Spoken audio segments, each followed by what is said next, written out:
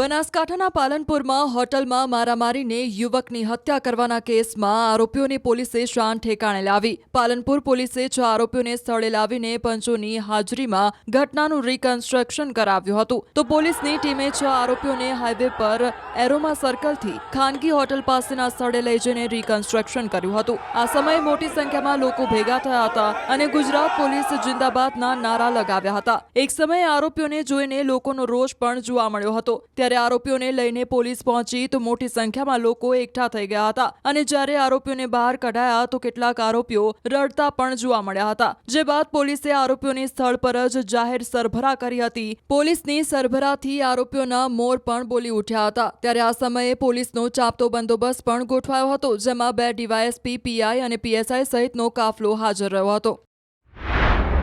આ તરફ સુરેન્દ્રનગર પોલીસે આરોપીને કરાવ્યું કાયદાનું ભાન. તાજેતરમાં થાનમાં નાયબ મામલતદાર પર કર્યો હતો હુમલો, જે મામલે ઝડપાયેલા 2 આરોપીઓનું પોલીસે સરઘસ કાઢીને કાયદાનું ભાન કરાવ્યું હતું. અગાઉ ચેકિંગમાં ગયેલ નાયબ મામલતદારની ટીમ સાથે ઝઘડો કરી કારમાં તોડફોડ કરી ડ્રાઈવરને લાફા ઝીકી ધમકી આપવામાં આવી હતી. તો ફરજમાં રૂકાવટ મામલે કુલ 6 શખ્સ સામે થાન પોલીસ મથકે ફરિયાદ નોંધાઈ હતી, જેમાં 2 આરોપી ઝડપાયા હતા. તો ઝડપાયેલા બંને શખ્સ રવિ પરમાર અને જયપાલ અલગોતરની થાન પોલીસે સરઘસ કાઢ્યું હતું.